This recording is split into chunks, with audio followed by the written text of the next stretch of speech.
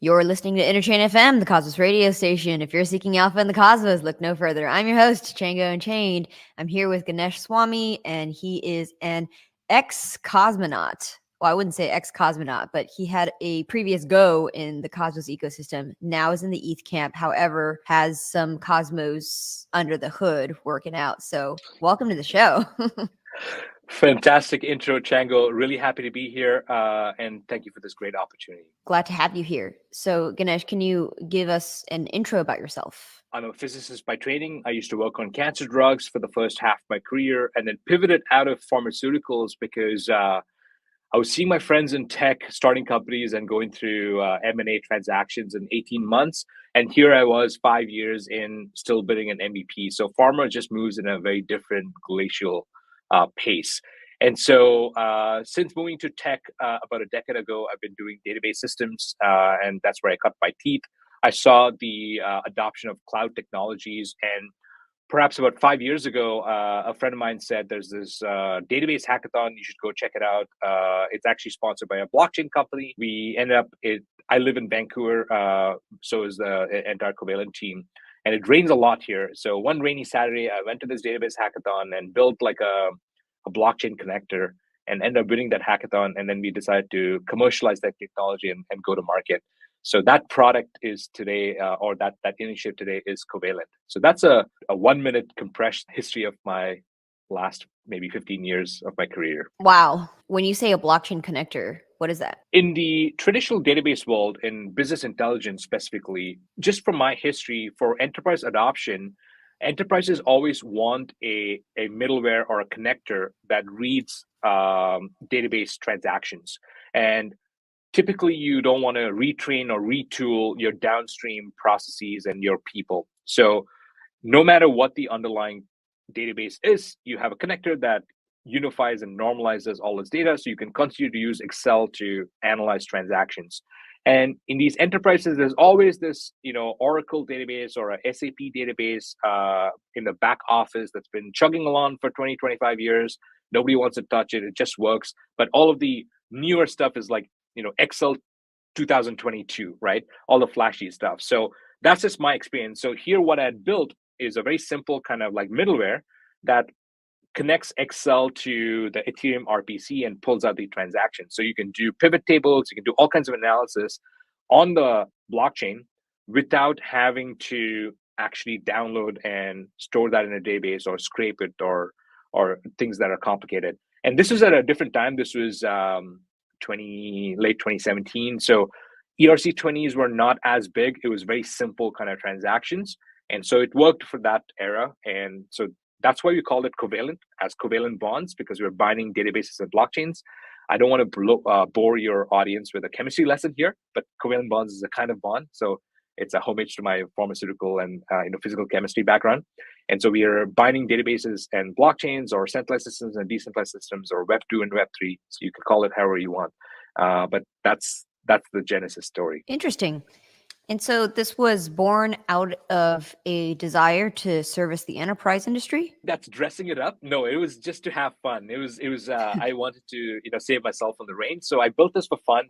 And then if I were smarter, I would not have started this company, to be honest, because I started right after the ICO boom had busted, and it was 2 years of slogging through the bear market. The desire was, I don't know, because at some point there was no market, no traction, no customers, so it didn't matter what that initial go-to-market was, because none of those things really panned out.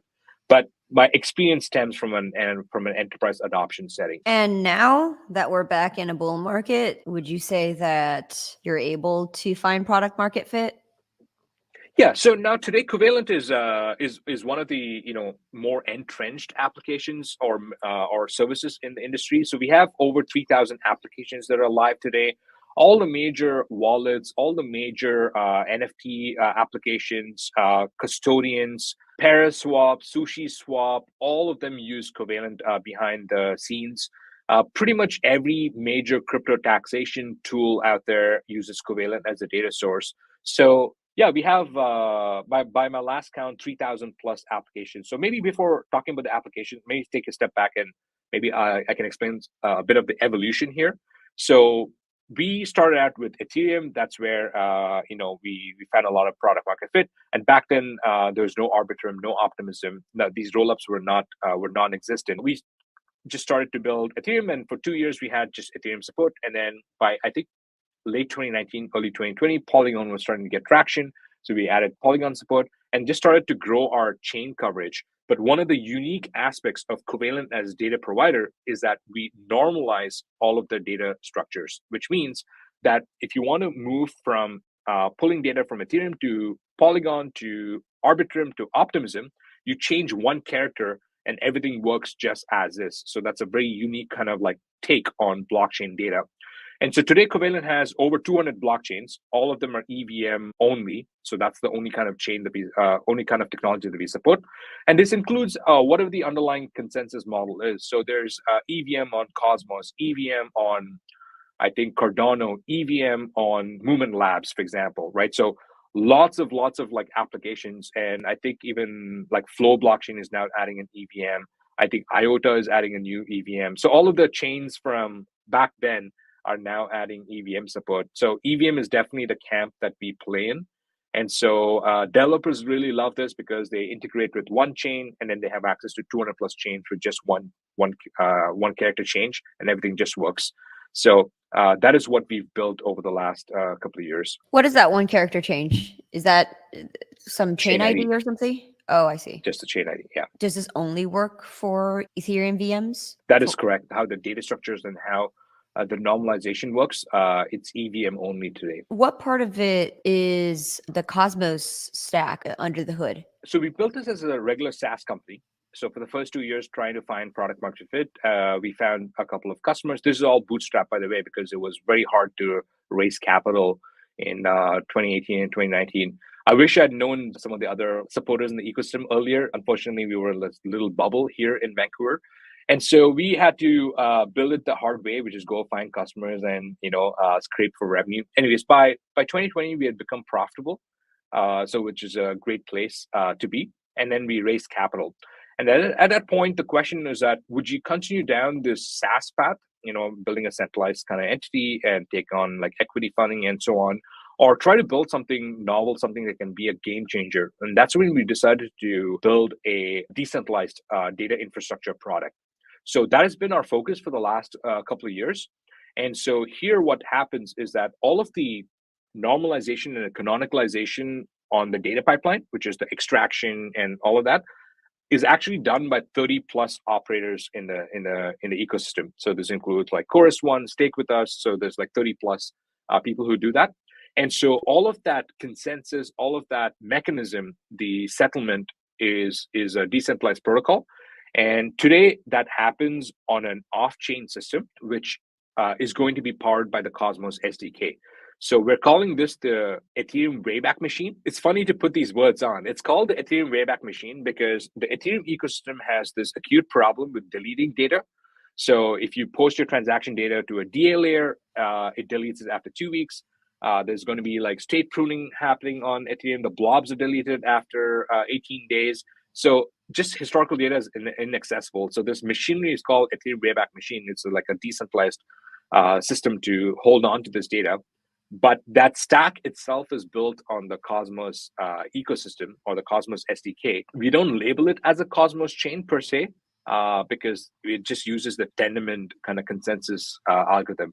But besides that, it's an Ethereum camp. I'm interested in what you said. So you said that the data is all pruned away. Aren't there archival I thought Alchemy and Infura all did data archiving, at least. One of the big misconceptions about blockchains is that people think of blockchains as databases, but they're actually more like billboards, which means you post the data on there for the challenge to come in. And after the challenge window, there's no need to hold on to that data. So archive nodes have served that purpose of holding on to the historical data since the Genesis block. But today, Ethereum's archival data has become so big, and Ethereum has this value prop of like full maximal decentralization. So they want to reduce the state. That's why they're moving data availability off chain. They're deleting the blobs after 4,000 epoch, which is about 18 days. The call data will get pruned, the contracts, so all kinds of things are happening now because Ethereum has reached that scale. That's new. Where That's new. That's all new in the last maybe year or so. Oh, that's interesting. All right. Which chain are they using for DA now?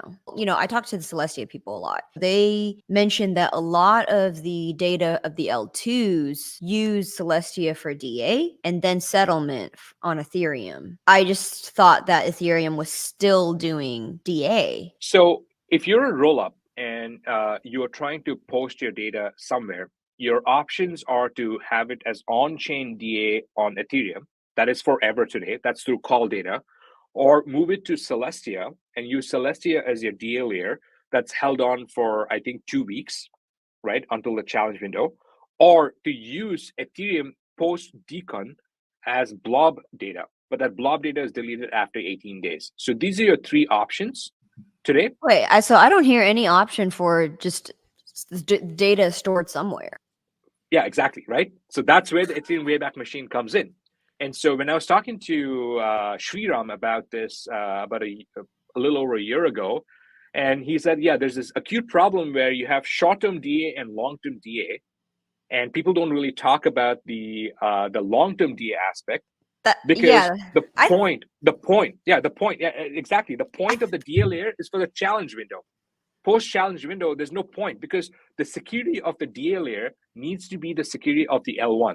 Otherwise, you can fake the transactions there. And providing security for a long term, which is equivalent to the L1, leads to the same problem on why the call data on the L1 is so expensive. So that's why these guys, they prune the data. It doesn't matter if it's like Near or Celestia or EigenDA or Avail. These are 2 completely distinct security models and throughput requirements. That's why we there's a gap in the market, and that's why we wrote this white paper for the Ethereum Wayback machine. That happens in Cosmos as well. I just wasn't aware that this is happening in Ethereum. I suppose the only blockchain where this isn't a problem is Bitcoin. I think it'll become a problem as Bitcoin is getting more and more usage. Because the ordinals and runes, it won't be the case in about maybe a year from now, which is sad. What were you saying about how Covalent solves the solves the gap? So we started out as an indexer, right? So we have all of this historical data from the Genesis block. It's a very unique kind of architecture compared to something like the graph. The graph creates these subgraphs. So in the space under the indexer category, it's always Covalent versus the graph. Very different philosophies, very different technical architectures. And we just neatly fell into this spot where all credit goes to Sriram, painted this picture that there is this other problem that someone needs to solve. Because if not for a decentralized protocol that offers historical data, then as you said, the alchemies and the inferiors, all the centralized providers that will provide this, then the whole promise of this decentralized stack kind of goes unfulfilled. So this is why we wrote this white paper and put it out there.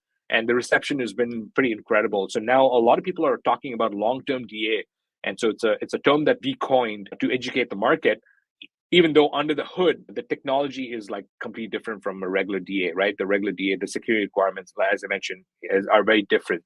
But that is what we've tried to build with the Ethereum Wayback machine. All of that is built on the Cosmos SDK. Let me ask you a dumb question. Why can you not use a decentralized storage solution for that, like IPFS? So the key thing is that we do use IPFS under the hood. So this is not a storage solution per se, right? It's a layer on top. It's for structured data. So that is the value of this. Blockchain data itself is like pretty raw, right? The blobs are raw. Even Celestia, if you read the data that these transactions, like the rollups are posting, it's all like raw bits and bytes. There's no structure to it. So what Covalent specifically offers is access to historical structured data. So that's gone through the cleansing and normalization schemes. So that is the key differentiator. Under the hood, we just use IPFS. So there's no point in rebuilding the storage stack. In very simple terms, is it fair to say that Covalent reformats a lot of the data that it collects from the various EVM networks, puts it into a standardized format, then appends it to IPFS? That is correct. That's one half. The second half is access to that through query. You can query that data. So we offer a querying application, so an API or something you can query. So IPFS is not really meant for querying. It's meant for like retrieval of like single like blobs. So we offer like a querying layer on top. So it's a live API if you want token balances or if you want the NFTs and so on. So that's the whole value prop. When would you expand support for Cosmos chains? Or what would be the hurdles against that? Let's imagine it's a Cosmwasm VM enabled chain, not EVM, standard Cosmos SDK stack. Cosmos chains like that need the service as well. As I said, we also don't have, long-term DA. What's preventing? Back to our history, our maybe our genesis story, when we were trying to expand support from Ethereum. This is before Polygon, before like none of these other chains actually existed back then. The only chain was the Cosmos Hub. This would have been 18 or 19. From a technical standpoint, the people are spectacular in the Cosmos ecosystem. They're very, very helpful. But from a technical choice, I felt that Cosmos had made some choices that were not conducive to this long-term access to data. Specifically talking about one thing that upset us and our system is this hard fork reset problem in Cosmos. And this, I'm not sure why this has become the norm in Cosmos, but if you look at the Cosmos Hub, back then it was on, I think, the fourth or the fifth hard fork. And if you go and ask, what are the transactions that happen pre-fork? Nobody had answers to those questions. Maybe there's a snapshot somewhere out there that someone can offer, but who knows how that snapshot got there? You cannot build the history of Cosmos balances and the state today from the Genesis block. That's a really weird kind of like behavior in the Cosmos ecosystem. And you can see that there was another product called Looney Wallet. Jordan, and so they're like really good friends of mine. They're also Canadian. Jordan guys, and Fabo. Yes, Fabo went on to work on Milky Way. Yeah. Exactly. So super smart guys, right? And then I think Jordan joined Block Demon after. That was wow. I haven't heard from him since. This is new to me. They've all So this is all like way back. This was 21 or 22. So a few years prior. I'm not sure if he's at Block Demon anymore. He was actually my first podcast host in 19 or 20. Early 20, I think. Early 2020. I didn't even realize Jordan was doing podcasting. Jordan Bibla, co-founder. Yeah, exactly. So super nice guy. I hope he's well. Nice. Anyway, so they were building this Looney wallet, and it was funded by the Cosmos Foundation. I'm not sure what it was called back then, and so it was called Looney. Yeah, Looney. Yeah, it was called Looney. Yeah, it was one of the first projects that we were spinning out of All In Bits, and it was getting funded by All In Bits. So it was like one of the very earliest incubation projects from within the team. Absolutely. And so the question is, can we use Covalent for this? Because we have token balances and transactions and so on, and we try to add Cosmos support. Now, if you look in the Cosmos ecosystem, I think this habit of doing hard forks really destroys applications. 100% destroys applications. So they have zero regard for maintaining legacy applications. So if you look at every chain from back then, Kava is an example of another excellent kind of protocol. But every time you do a reset, you're asking all of your application developers to rebuild their stack to the new API, because your data model, everything changes, which is too much of an ask. Like if you look on Ethereum, you can get if you run an archive node, you can have the transaction from block one, and Bitcoin as well. Bitcoin as well. And I mean, Bitcoin's entire block size scaling war was over whether or not you can hard fork. And then they did this cockamamie contraption called SegWit just to make it so that you could do it as a soft fork. And then Ethereum, I can't even criticize Ethereum for doing all of its hard forks, like changing the gas parameters, X, Y, and Z, because they do it once every 2 or 3, 4 years. And in Cosmos, it's just toss that to the wind, whatever, we'll just hard fork. I see your criticism. So from a scaling perspective, what happens is that your cost of maintaining software is linear with the number of chains. In the Covalent ecosystem, because we're EVM only, we are able to add support to a chain in like less than 4 or 5 hours, right? So in less than a day, we're able to support a chain. And we get all of the transactions. Everything is just normalized. It's super simple. And we don't have to maintain staffing with the number of chains we support. Now, on the Cosmos ecosystem, if I were to support Akash, Celestia, Kava, Cosmos Hub, I need 4 times the number of people because they keep hard forking and resetting their data structures. I need to go and manage all of that internals. And so that was one of the proposals we had for Ethan to add support to Cosmos, the SDK to as a module to eject this data out so that it's immutable and you're able to keep that trace essentially. But fortunately, we're not able to make any headway. So that is the short-lived kind of like dating phase we had with the Cosmos ecosystem. But the people are fantastic. There's no question about that. And it's one of the reasons why all of the major Cosmos wallets or the applications, they've all gone somewhere else because it's just too much. You cannot get the users to stick around. So I'm not sure what the solution is here. I think it's just it's a I think cultural that, thing. first of all, I think that you did propose a credible solution, right? Which is spin up a module and for the module to automate the spitting out of historical data so that you at least have a snapshot of the state of every blockchain before the hard fork happened. And so that you could at least like link them together. That's what a blockchain is. And you're supposed to be able to build the historical data from Genesis. Curious to know why that was pushed back against. It seems like such an obvious thing that it's not even contentious. Like I said, they're idealists, right? And so it just wasn't top of mind for them. They did not have empathy for the pain points that application developers had with maintaining all of the legacy forks. So it just comes down to that. It just wasn't the overhead is too much. Overhead. You can have the incentives and you can have the infrastructure to build that. I think it was just a lack of understanding on why this was important. It just wasn't a priority, right? So right there, back then, there was like the different consensus algorithms that were being challenged. I think the fixes to that. I'm not sure what else was top of mind. I think the first zone was going live because back then there was only the Cosmos Hub. I think the first zone was going live. I think IBC, everyone was like pushing towards IBC. Those were top of mind, not this like let's keep the whole blockchain traceable from the Genesis block. That wasn't that important. That's the whole philosophy behind blockchain technology, starting with Bitcoin. There's like this amnesia that happened with Cosmos. That is a question for the Cosmos ecosystem. It's like we are just a small player in the ecosystem. So with as a bootstrap company, it's like 2 or 3 guys trying to build something. It was just an uphill battle for us back then. So the original idea of the SDK is such that other external teams would be, in theory, would be able to build their own modules and push it up to the stack. And for that to be this sort of like open sourced, crowdsourced contributor platform, I would imagine that the thinking was because this is low priority, they were hoping that other people would be able to do it.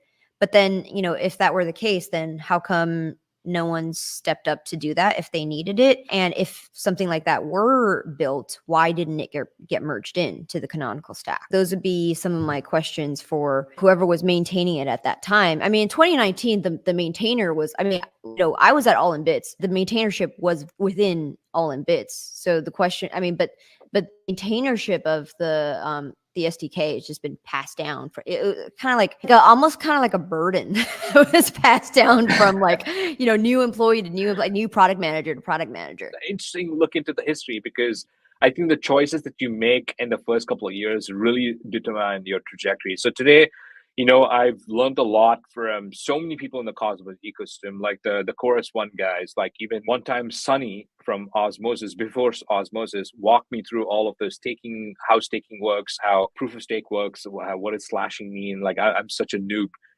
in the space. So I think the people have been excellent. I think it's a cultural thing, and I can't fault the people for that. Anyway, so that was Flashback Wednesday to like 5 years ago on why. And I think it kind of sees like today, Cosmos users and Ethereum by then had like picked off, and the rollups are coming on the scene. Polygon was killing it, and of course, Polygon is also Tendermint under the hood, right? I don't know if you know this. So they have a second Yeah. chain that's Tendermint. So the Yeah, we had technology a is we used like massively yeah, in this we space. joked that Polygon was Porygon, Yeah, remember the Pokemon? It's just like a yeah, yeah, yeah. copy. But yeah, Polygon was one of So like one of the first examples of a basically like a Cosmos SDK chain, but then they didn't want to like brand themselves as Cosmos. They wanted it, yeah, EVM aligned. so was Binance Chain before Yeah. the EVM. That was a Cosmos chain as well. So yeah, I mean there was traction, but none of those guys, I don't know, for a variety of reasons. So in our mind, I mean, we took the right set of choices. Our bets turned out to be the winning bets. Even if you look at the indexers in the Cosmos ecosystem, I've seen when we started to get traction and started to make some noise in 2021, there were a lot of competing indexers that started on Cosmos and other ecosystems like Near, but none of those guys are around today. And it's Can you mostly name them? because Which ones? there's Leap Wallet. Do you know those guys? Yeah, they're So still around. they yeah, this one, but they pivoted to an indexing product because on the wallet itself they were not able to find traction because Cosmos does not have as many users as like the ETH ecosystem. And so now, yeah, I think it's just a set of choices, right? It's very interesting to see where things settle down. And I'm not saying I'm a genius that we picked the ETH ecosystem. At that point, ETH was just easier to work with because people were saying yes to most of our questions as opposed to no's. So that's what I mean. Like I respect the Cosmos ecosystem for holding on to those ideals, Yeah. but from a bootstrap startup that had to make money, ETH was an easier route. Can you tell me about that? I'm interested to hear. So we heard basically like the Cosmos BD side of things and how you ran into some challenges. And you said that in the ETH ecosystem, it was a lot of yeses and let's work on this together sort of culture. Is there a story that you could tell us about that? We have a lot of Cosmos listeners listening to this podcast, so it's Yeah, it's like important lessons learned, right? Everyone wants to make Atom have utility, save the Cosmos ecosystem, yeah. this, that, and the other. So if it's a cultural shift, that's actually like relatively lower lift than, right? It's an attitude shift. So what could Yeah, well, Cosmos people learn from the yeah, ETH I don't want ecosystem? to, yeah, I don't want to, say something I'm not supposed to, right? So maybe I'll just talk about the positives here. So if you look on the ETH ecosystem, especially around ETH Denver, back in the day, now it's like more commercial, but back, 2019, 2020, it was very like grassroots. And it's like, I'm going to, like, even the investors who came in there, and they were not investors, right? They're all runs taking nodes. They're all like from the bottoms up. And so I remember in 2019 and 2020, I'd gone to ETH Denver. I think Denver 2020 was my last international trip for almost 2 years before the lockdowns, and I ended up meeting at least 200 people in that conference, including Sunny, who gave me a lot of advice on how to shape Covalent because we were really struggling back then. Like we had spent 2 years, built this technology, no customers, no revenue, no traction, and I'm like, what am I doing with my life? And my wife's family is also a little concerned. Maybe we made that wrong choice because pre-revenue startup is basically unemployed. So it was pretty tough. But I had so many conversations with so many people at eDenver that gave me conviction to push through. And we pushed through. All of the other our competitors at that time during the lockdown, during Black Thursday, where Bitcoin dropped by 40%, they all folded and we didn't. And then DeFi summer hit and we became profitable, right? So I think it's a very interesting set of like how chance and luck has a big chance in your trajectory. And so back And then, pushing out through of the failure. pushing through failure, so I think maybe we were naive that we didn't know like things would be this hard. But anyways, here we are. So back then on the ETH community, the guys are so positive, always giving solid advice, opening up doors. I want to highlight a couple of people who Min, she was part of Consensus Oh, back Min then. Kim? Yeah, Min, she runs Joe Lubin's family office, Ethereal Ventures. Min um Teo? Min Teo, yeah. Okay. So even though Ethereal refused to, or rejected, to fund us, they didn't really fund us. But behind the scenes, she pulled so many strings and made so many things happen for Covalent. and made at least, I would say, half a dozen like high profile connections. And then, of course, connections don't mean much because I hustle like crazy. And then there's this one team. I didn't disclose that I was on the West Coast, so I used to wake up at 4 a.m. every day because they were out in Europe to close that deal. Anyway, so I really pushed through, right? And so I think that kind of is it so was the connection that Joe Lubin's fund was investing in Covalent and then was not investing in Covalent. Wow. Yeah. So despite not investing in Covalent, they continue to help us. So that's what I'm saying, right? That's like it means a lot. And then many years after, I sent her a note and said, thank you for everything. It's we're here because of whatever. I don't know. I don't even know if you did that, right? She didn't take any credit for it, but that's the community back then. I think that's really hard. And so now, if you see, Ethereum is what has given me my career and this trajectory. That is something very positive about the Ethereum community back then.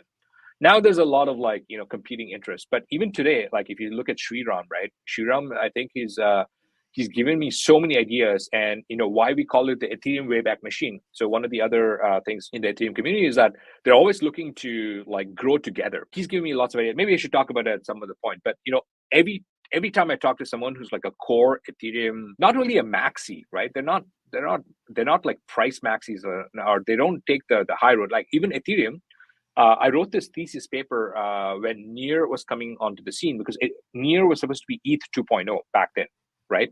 That was the idea, and they wanted the Ethereum Foundation to give up plans on Ethereum 2.0 and make Near as ETH 2.0. That was the initial thesis. Now, things have changed a lot. But if you look, I wrote a thesis paper back then, which I shared with a couple of my friends, is that Charles Darwin had the statement that it's not the strongest animal that wins, but the most adaptable to change. So that was his core idea. And so Ethereum will win, not because it's the strongest technology, but because they always they absorb the best of the best. This is true. Yeah, exactly. Right? So they abandon the sharding technology and move to rollups, right? They've taken the best bits from the Cosmos ecosystem, right? These sovereign chains, like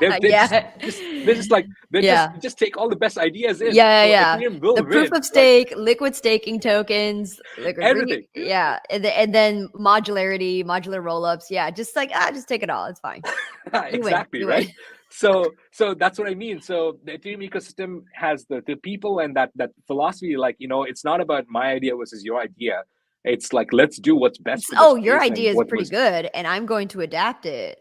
Yeah, that's the whole trajectory of evolution. Yeah, you're right. Yeah, exactly. And so I think that is something that's very commendable in the Ethereum ecosystem. I could completely see where you're coming from. You're saying that as cosmonauts, we're shooting ourselves in the foot by not having an EVM inside of a Cosmos SDK chain. That was the whole idea of Ethermint, by the way. The EVM as a sovereign chain or sovereign rollup came from Cosmos as well. Remember when we had we did Ethermint? Absolutely. I know. I think Federico worked on that for many years, and we support Evmos on our side. There's like Berachain, and there's lots of EVM on Cosmos. It's inevitable. But those guys, they still align with the Ethereum ecosystem and not the Cosmos ecosystem, which is a telling sign. The architecture is a little bit idiosyncratic in that if you have an EVM VM on the execution layer within a Cosmos SDK chain, it's still weird because now you have two different addresses. One is a hex address, the 0x, and then another one is the Cosmos or like whatever prefix of the name of your chain is, X32 address. It creates like a user problem, right? Because now then you basically have to like bridge between the two of them, even though it's on the same chain. Whereas, all of the EVMs on top of a, some kind of sovereign chain like Polygon and whatever other EVM chain doesn't have that kind of duality. You have the same problem in the Polkadot ecosystem. So we support a couple of EVMs on Polkadot. I was supposed to get some payment and from the foundation, and this was supposed to be an ERC20 on Moonbeam, but the native assets are not visible on the EVM layer. And so you need a different block explorer to see your assets, and it's the exact same problem. Yeah, I think it's really weird. It's a mess. Yeah. Right. Yeah. That was. Yeah. I don't think that they really thought of the end user for this particular architecture. So that was, lesson learned. Anyway, Ganesh, thank you for the stories. Are there operational things that our listeners should know about Covalent, like your upcoming milestones and where to follow you and, Yeah, so from a technology perspective, there's two things to look forward to. So the Ethereum Wayback machine, the Cosmos Tendermint based chain that holds on to commits from IPFS for historical data. So that technology, the testnet, should come out sometime in the summer. And the second exciting thing is that to run the Covalent infrastructure right now, you need to be an operator with dedicated hardware and dedicated staffing. It's heavy duty. And client architecture, we're calling it Olympic light clients. And so this will scale the validation of the Covalent infrastructure to 10,000 plus. So stay tuned for that. It's very hard to pinpoint dates and numbers for these things because they're like engineering takes a while. But yeah, we've been working on this for a couple of months now. It takes a lot of ideas from Celestia's light client. So I'm excited for the Cosmos community to cut into this and see what's possible. All of this is open source, by the way, so it'll be great for everyone to run this ecosystem. This might be an obvious question, but why is there an additional consensus layer as people append the long-term DA onto IPFS? So the different operators, they extract the data out, and all of the nodes do not have a unified view of the universe. So if block data at certain block height may actually differ between the different operators because of soft forks, or the RPC has not synced, or the fork is not resolved. So this is why you need an additional consensus layer, because we use IPFS as a content addressable store. So you put that entire block data into IPFS, but two different operators might have two different views of that block data with its transactions at the same block height at different times. That's why you need a consensus layer to ensure that the data is at least an honest majority. As future operators, how can they get involved? Just reach out to us. Our website is covalenthq.com. Our socials are x.com/covalent_HQ. You can follow me. I'm not very active in social. I've been trying to get more active this year. I think the bull market requires more active founders. But I'm GANE5H. I do a lot of podcasts. I think podcasts for me is more free flowing with ideas. Chango, really appreciate this opportunity and digging into that part of history that not a lot of people know about. We are long-term builders in the space and want to push the entire space forward. So it was interesting to recollect some of those memories. I still look upon them very fondly because I made some great friends back then. So yeah, so give us a follow and hit like on this podcast and like and subscribe.